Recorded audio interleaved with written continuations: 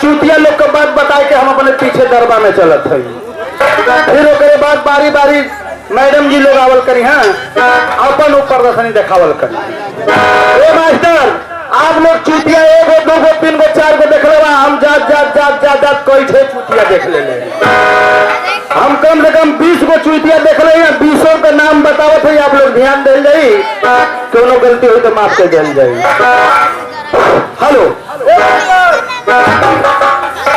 हम 1 से लेकर 20 तक जे मेहरी के छोड़ के रहे परदेश।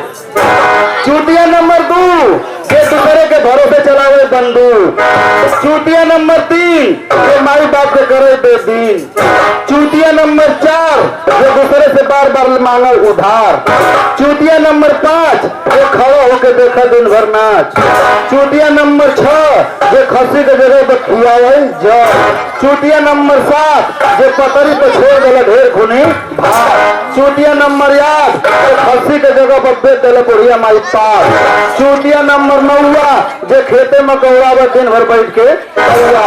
चूतिया नंबर 10 जो मेहरारू के मार के कहे बस। चूतिया नंबर 11 जो मेहरारू को गहना गुड़िया जुआ में हारे। चूतिया नंबर 12 जो माई बाप के अपने। चूतिया नंबर 13 जो सीजन में तारी पी के दिन भर। चूतिया नंबर 14 सही जो मेहरारू के लेके ससुराल में 15 दिन रही।